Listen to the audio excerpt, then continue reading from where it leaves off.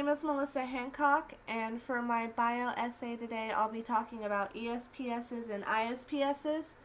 Now, ESPSs occur when, instead of at an axon membrane, the neurotransmitters bind at an excitatory synapse, and through that, depolarization occurs and it goes above the atom threshold. So instead of generating AP, depolarizing graded potentials called excitatory postsynapse potentials are generated.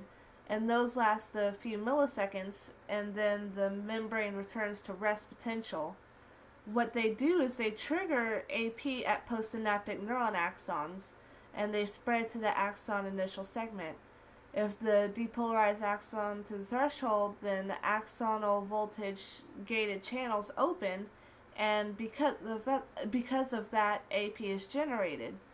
Whereas with ISPSs, the neurotransmitter binds at inhibitory synapses, and that lowers the postsynaptic neuron's ability to make AP. So if potassium gates are open, then potassium leaves, whereas if chloride gates are open, then that goes in, and the interface of the neuron is now negative. So because of that, membrane potential increases and it moves further and further away from the axon themselves. Larger depolarizing current is needed to make AP, and so the hyperbolizing changes in potential are inhibitory postsynaptic potentials called ISPSs, and no AP is generated. The big difference is ESPSs occur at excitatory synapses, whereas ISPSs occur at inhibitory synapses. And that kind of changes whether it's an ESPS or an ISPS, and whether AP is generated or if it's not generated, like with an ISPS. Now, neurons have a lot to choose between whether or not they fire. So say if, no summation occurs, then it'll continue firing. Or if temporal summation occurs, then it fires quicker. Spatial summation, when two inputs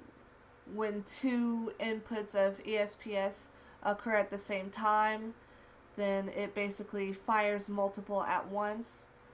But if spatial summation of both an ESPS and an ISPS happens, then the ISPS somewhat kind of cancels it out, because the ESPS will cause it to go up, but the ISPS will cause it to go down further, so it doesn't quite meet the point where it would fire. Basically through neural integration, which is a summation of an axon initial segment, that determines if the neuron reaches the threshold and filters AP down the axon. So if ISPS occurs, then there is no firing.